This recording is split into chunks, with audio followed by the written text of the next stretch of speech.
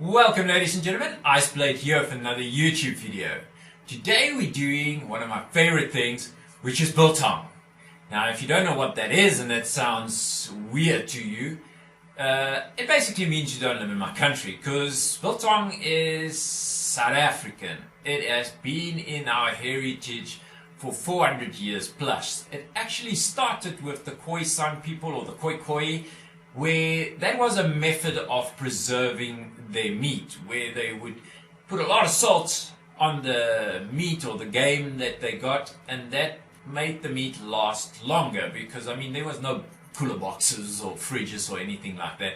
So it's a curing method for the meat, and then it's a preserving method of the meat. So that was used by many people, and in different countries actually, it just have different names. I know in America they call it beef jerky or something like that, but it's used on any type of meat, even game. I've seen it ostriches. It cures the meat. So the concept that people say it's raw meat and you will die and whatever is completely wrong, because you're curing the meat and it's preserving the meat. The method that they use kill off bacteria, and that's why it was used for ages, and it still is used.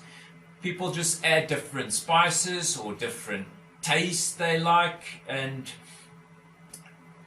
they have mixed and matched things and made it their own. So it's a very expensive thing actually in my country. Welcome back ladies and gentlemen. So a lot of new things added here, but the quick and simple way of doing biltong, or the curing of meat in this way to dry it, there's a lot of different ways actually. There's not a wrong and the right way. There's actually a faster way and a slower way, if you can put it like that. Now in my house, when I was a child, when it was hunting season and my dad did biltong from game, it was basically hung in our garage. Heard grandparents did it underneath their beds. Basically you just needed a cool place, a well ventilated place, and during the winter times normally you don't get as much pests like flies and things that could cause a problem to your meat. But also the way which you cure it didn't make it attractive for pests to go to that food source then.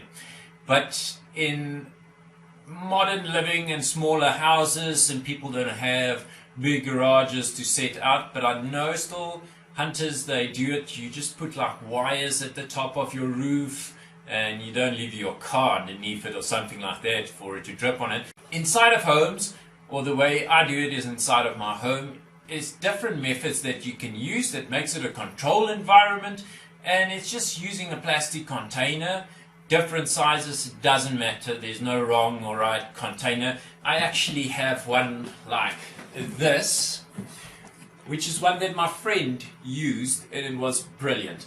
But what you want to look at is the depth, because this will basically determine the size of your biltong cuts, or the length of it. So the deeper the container is, the better it would be, because you could make longer biltong strips, or you can make your meat cuts a bit longer. But now, why I wanted to show this is my friend had this ingenious method of basically mounting it against his wall in this fashion. And now, as you can see, he's using this length. He split it in two, and the simplest way to do this is you'll just drill holes this side and on the opposite side at the same place, and wherever you want your places where you would hang that meat from. And then you'll just put doweling sticks through for that size that you drilled, and you'll make certain ventilation holes depending on where you're going to pull the air from. Now I use a method where you just put in like a normal computer fan. You get these, they're very cheap. So 120 mils work brilliant. You just get a computer fan, and then you would basically put it on this side, and the lower ends you would put ventilation holes, and that will basically draw air in from those holes and then vent it out with the use of the fan. Those holes, we normally cover them with sort of like a mesh, just so that no critters or things get in there. And you basically built a biltong machine or a biltong thing for your home. It's brilliant, the smell is nice, it's great when you come home and you smell that biltong flavor.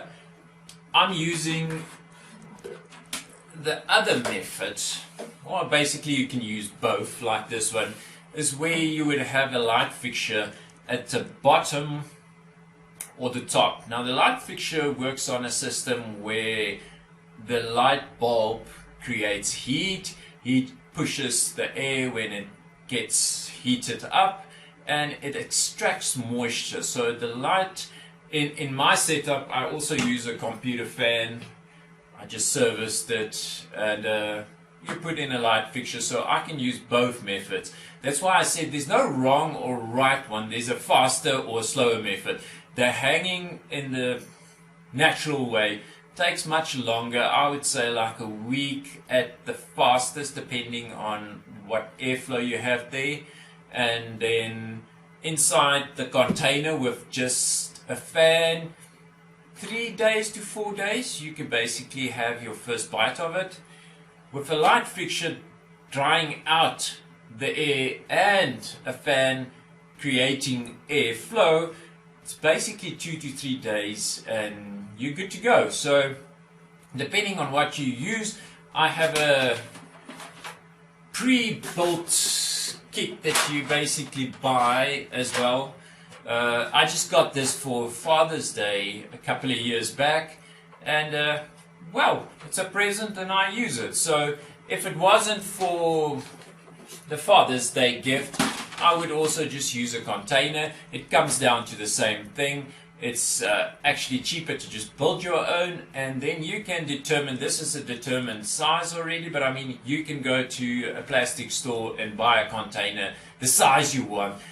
Bigger, higher, deeper, doesn't matter. So you can choose what you want to use, where these kits are predetermined and you stuck with what you get. But this is good. I use it, just make like small batches at a time, and you're good to go. So on the equipment side of things, like I said, you use dowel sticks to go through your container, or you can use any plastics like this one came with this in the kit. But I've seen people putting hangers in, the hangers you use for your clothing. I've seen them use that. And then you would need hooks for the meat, because the meat doesn't magically float inside of this. You need to have a hook that goes on the one end of this, and then the meat would be on the opposite end of the hook. So the hook is basically just in an S form. And in my house, my dad had like a bucket full of stainless steel wire, a thicker wire that was bent in that precise S shape, and that worked.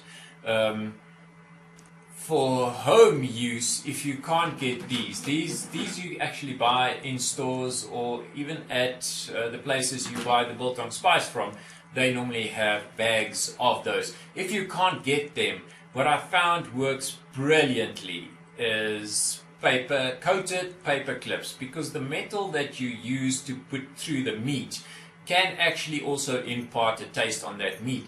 That's why my dad basically used the stainless steel. It doesn't.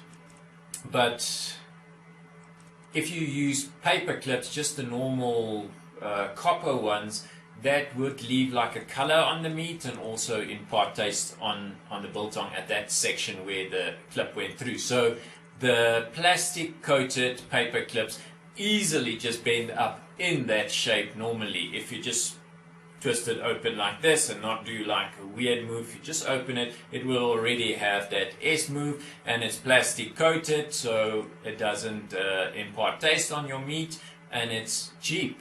One thing that I would advise is at the bottom, because you're going to have juices that drip off there, I just took a piece of Foamolite. You can use foil, newspaper. We used to use newspaper in the garage at the floor. So you just pop that in at the bottom, and all the juices would drip in there, and it saves you on cleaning up afterwards. Plug it in there. It's just a fixture I got from a motherboard, so depending on how you want to do it, just remember if you use the computer fans, it doesn't work on just straight power from the wall socket, so need to use an adapter of sorts. And then this just goes on there. You can now put in a light bulb if you want to, and this you plug into the old cell phone adapter, and it will spin. And in this system, it will draw air through the holes at the bottom of this biltong maker, and then extract it to the top, so the air, cold air from the bottom would be flowing over your meat and would be extracted at the top. So that's why you actually get that smell of biltong in your house.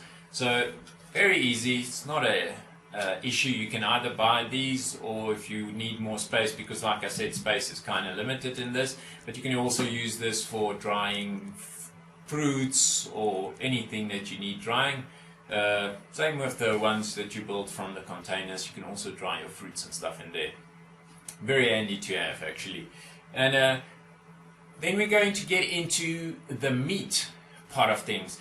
Like I've mentioned, you could use game. That is most popular in winter months in South Africa, when ostriches, like I said, brilliant biltong. And then mostly you would use beef.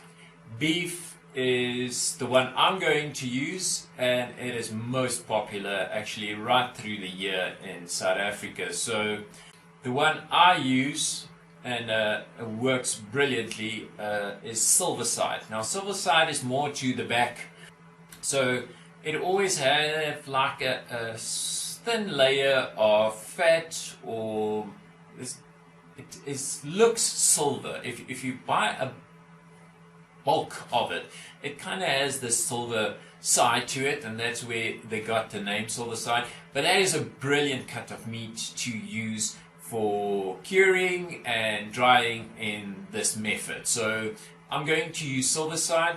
I already pre-cut them.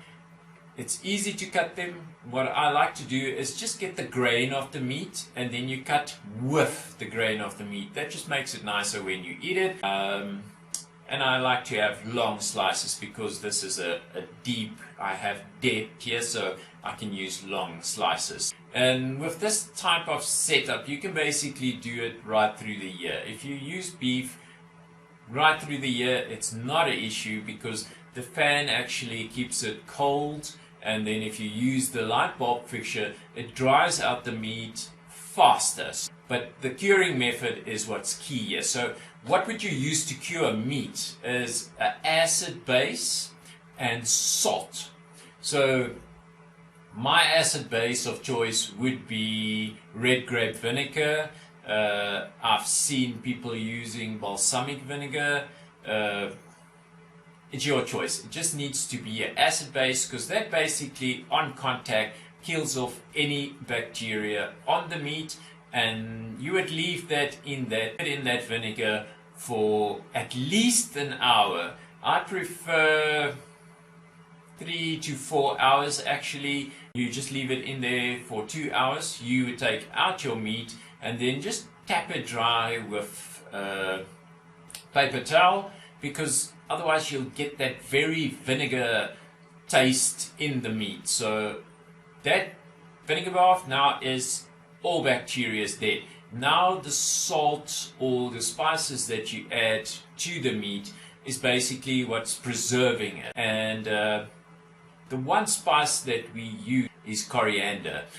Okay, so coriander seeds is, like salt, also a very important part of this process, because the seeds actually have antimicrobial properties. So if you get the whole seeds, I would suggest that you just basically put them in a frying pan, no oil or anything, just the seeds in the frying pan, overheat, and as soon as you start smelling the coriander, remove it from the heat. You don't want to burn or toast it. It's just a slight a slight toast, if you could call it that.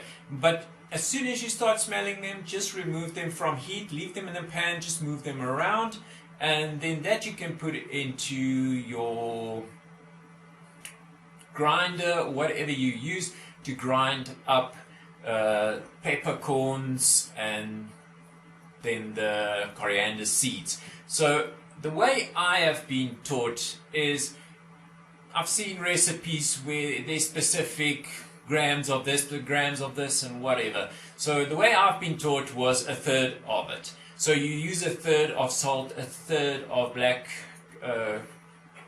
peppercorns, and then a third of the coriander seeds. So that is the basic biltong recipe through ages. So your black peppercorns, I prefer them if it's the whole corn, so that you would crush them or grind them before you apply them to the meat.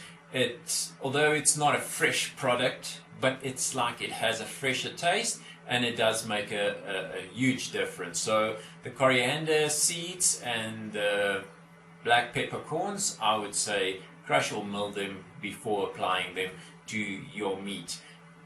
If you can use a different recipe, it doesn't matter. Like, we used to use this Worcester spice.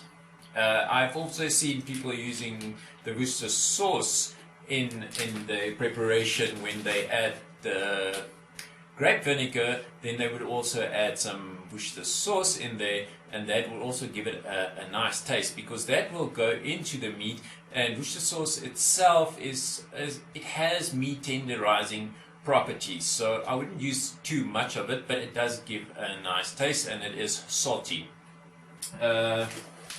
You buy these packets of Biltong Spice. Now this is a pre-mixture. It already has the coriander, it already has the Worcester spice in here, it has salt, it has the black peppercorns, it's already crushed and everything. So if you don't want to toast your coriander yourself or do the peppercorn grinding or whatever, you can buy these packets. A lot of the brand doesn't matter as such. You get a lot of different brands that makes it. I have this one, South African make, that one. You even get them in packets like this, nice seal top. So it doesn't matter. So my mixture would be the black peppercorn straight up. You can use coarse salt. It is, I find it better, the coarse salt. And then your coriander. Different ways of doing it, always, like in anything. Find what works for you, play around with it. That's what makes this so nice. You have a foundation from which you can work, and then taste how it tastes, and then yes, I would love more sweetness. On that point, there's also a recipe tweak where you would use a third of black peppercorns, a third of coriander seeds, a third of salt, and then a third of brown sugar. I quite enjoy that one as well, but I mean, that's a tweak. You can give it what you like. So if you finish the one batch, make notes for yourself, like it was too salty, or it had too much pepper, I couldn't taste the coriander, or the coriander needed to be a little bit more roasted. I like that taste. So tweak it the way you like it, and then make biltong that suits you.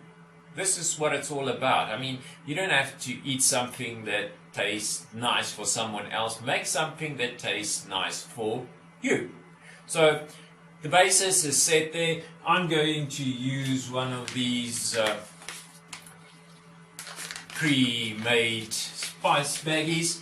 They work nice for me. I think those guys got their mixture just right. You can even make smaller batches to just tweak it, and then if you have the right one, then make a big batch that you would like. And it's easy. You can vacuum seal them and put them in the freezer, they can last you right through the year that way. It's not something that you make and now you have to suddenly eat it. Remember, it's cured, and no bacteria or any bad stuff will grow on there. So if you did the process right, it's safe to eat anytime.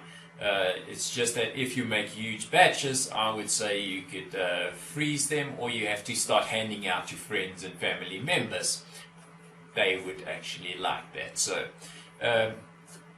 not a difficult process. I'm just going to remove this and then get into the next part of the video.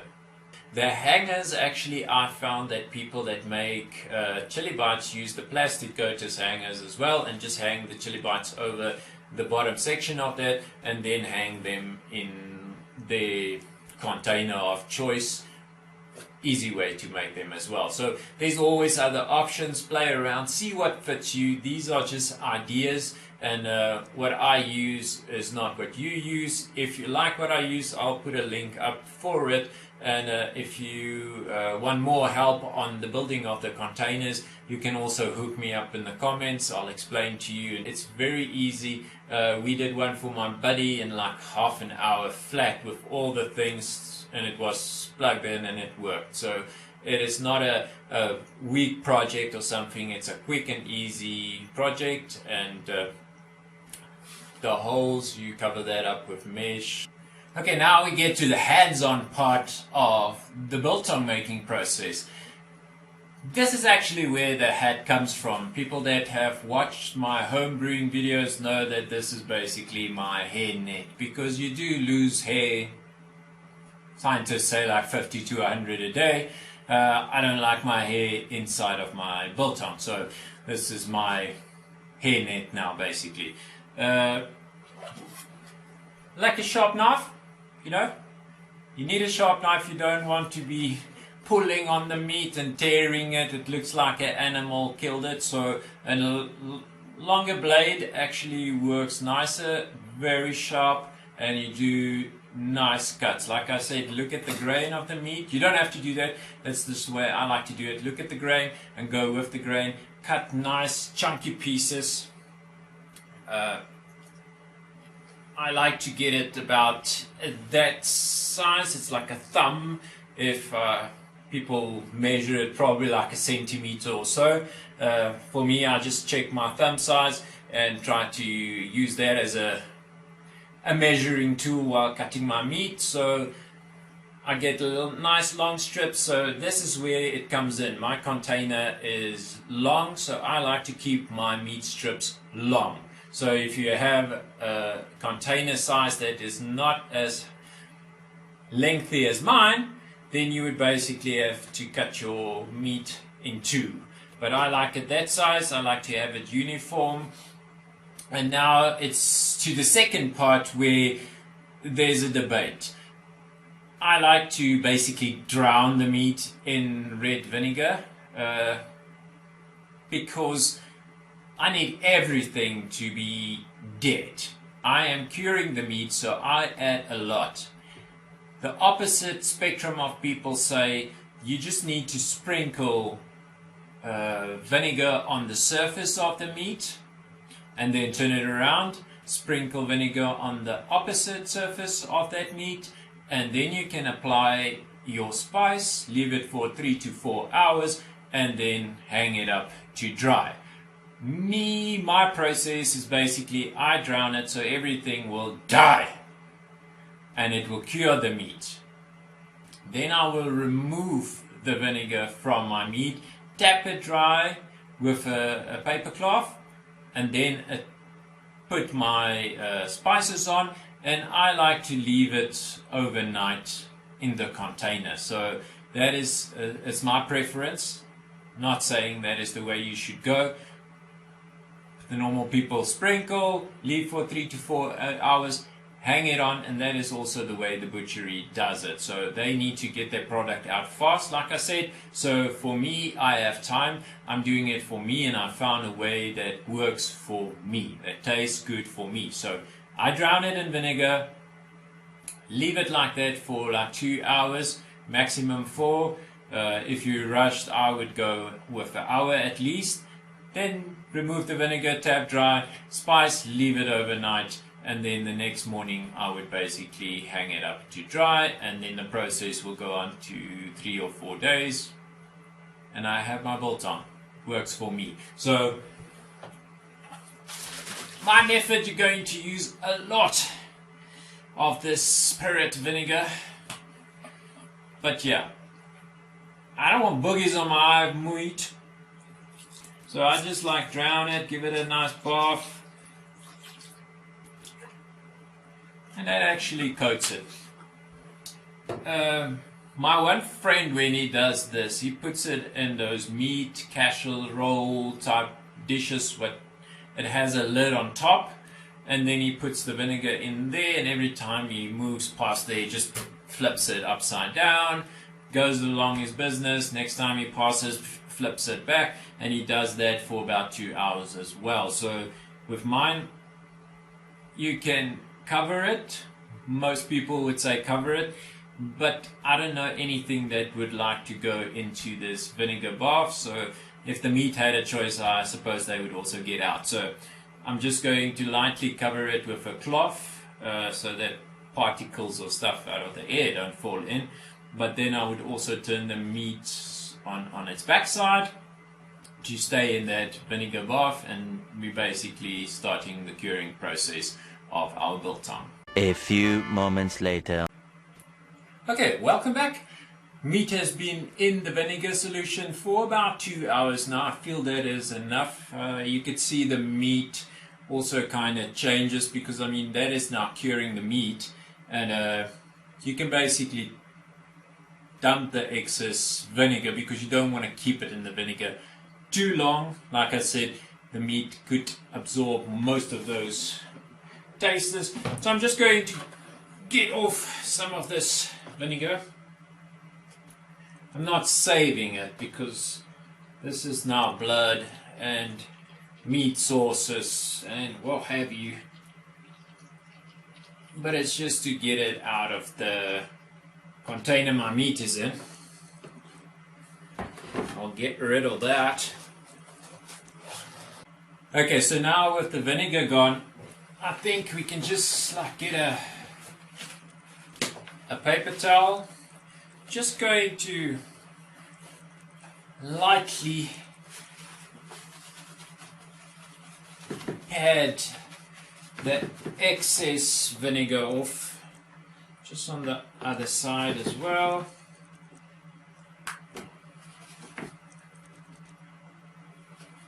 Nothing serious, just a slight pat.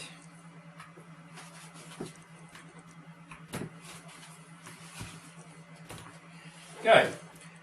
And we can add our spice of choice liberally. So you can do your mix if you have one.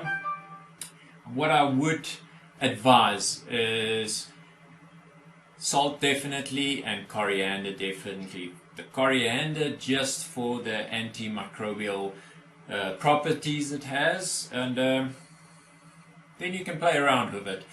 If you want to, you can go that third salt, third pepper, and then third of the coriander seeds. That is a nice start actually. Then you can start doing the Worcester spice, brown sugar, and you play through it. I like this. This is just right for me.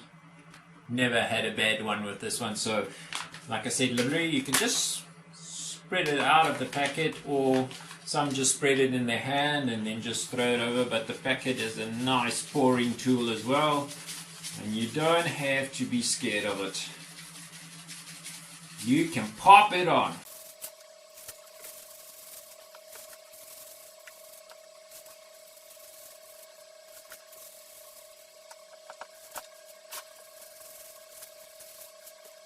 Okay, spicing is done. It's covered everywhere. It's nice and liberally.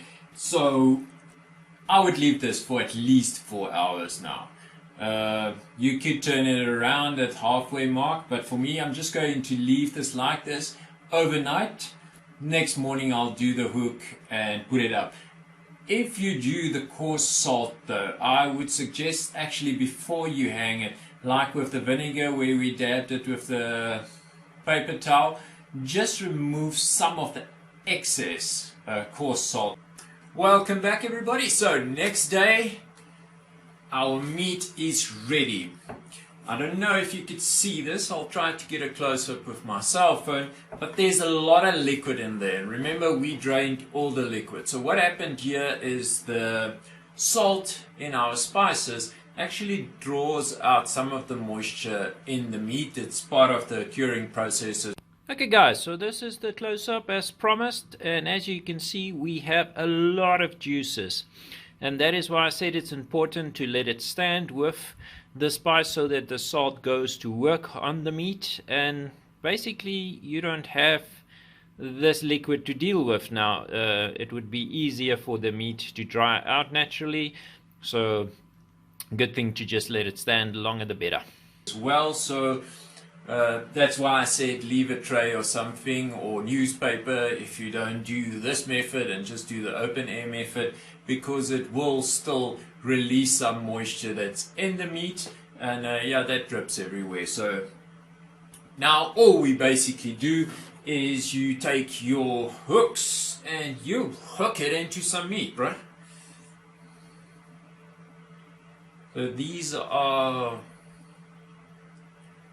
quite sharp though, so don't hook yourself, and you'll just put it in at the top part so that it hangs down nicely. Try to just get some dripping into the mess that's already there, and then it just goes into your biltong place. I just came back from work, it's lunch, so probably have to wear something like this to not mess up my work clothes, but I'll just do this quickly, hang it up, then you'll put on your lid and enable the fan. 3 to 4 days you'll be having some biltong. Okay ladies and gentlemen, so we're done. Meat is hung, and I forgot to mention, do space the biltong when you do this process so that it doesn't touch. Where it touch, it's not going to basically dry. It's not what you want. So leave enough space for air to flow between the meat and you will be golden. Also, another thing I forgot is that I cut my meat reasonably thick, like I said, a thumb size or so, and that leaves me with a biltong that has a softer inside. I prefer it that way. Some people don't though, so they cut their meat thinner and it dries out harder. So mine, I would say soft versus hard. It's a preference, it's a choice, so it doesn't matter which one you take, it's still biltong. So just if you don't like the softness, just cut it a little bit thinner and you'll have hard, dry biltong. So 2 plugs. This one is for the light fixture, this one is for my fan, so let's just see if it still works.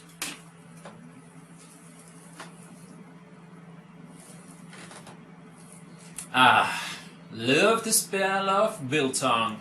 So it's working. It's obviously not going to stand here, but this is what it's going to do. As you can see, just the airflow is already moving the meat. So it's pulling colder air from the bottom because cold air does sink, it's heavier. So it pulls the cold air and then exhausts it at the top. So that's why there's a movement. It's not ghost action, but it's the air inside there. So space your meat so that it leaves space for the air to flow between every nook and cranny in there. And then enjoy your biltong. Day 3. Welcome back, ladies and gentlemen. Iceblade here again, and it's 3 days, and my biltong is basically perfect for me to eat. Now, some people don't like the more soft or moist biltong, so if you don't like it like this, it's only been day 3, so you can let it go till it reaches a point where it's good for you or the way you like it, and then you can take it all out and either finish the bunch by yourself, with family, with friends, or you can store the rest basically in Ziploc bags, put them in the deep freeze. They can last for ages like that. So when you want some, you just take it out of the deep freeze and let it thaw, and then Bob's your uncle. So a couple of things you need to do, rituals, like you need to get a nice beer. This is my own brew. It's a chocolate coffee milk stout. So I enjoy these dark beers in the winter time. So you need to get into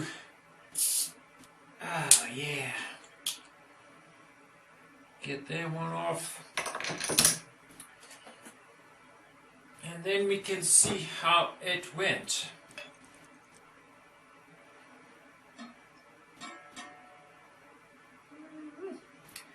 Some goodness there.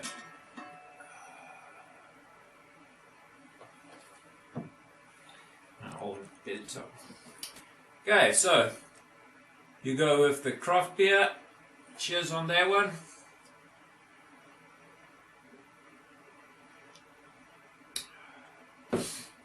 Good.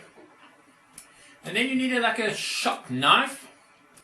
This is my weapon of choice, and you just slice till you got a piece, and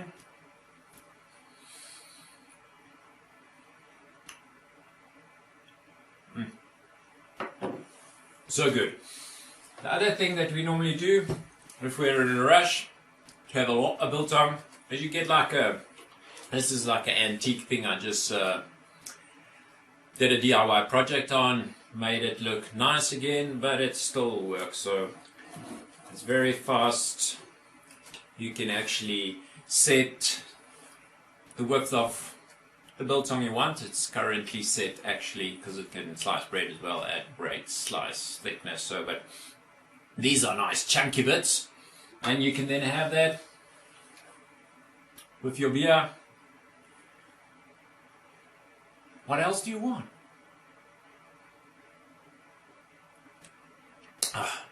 So cheers, guys. Have fun with your biltong. Fun with your DIY projects, making, if you're doing the containers. It's brilliant, it's very easy. I'll give it a go. There's nothing like tasting your own biltong and tweaking it and finally getting to a stage where it is perfect, where you can't buy it at that quality or at that taste because you made it the way you want it. So this is what it's all about. That's why I do the craft beer as well. I tweak it the way I want it. So thanks for watching, guys. If you have any question about this process or curing and drying of the meat, comments down below. If you haven't yet, please hit subscribe. Trying to put out as much variety of content that I can, and also hit like. It just helps us to get our videos seen. It doesn't cost you anything. It just helps the YouTuber to get his videos out there. So thanks for watching, guys. Enjoy. Enjoy the hunting season, guys, and enjoy the biltong making.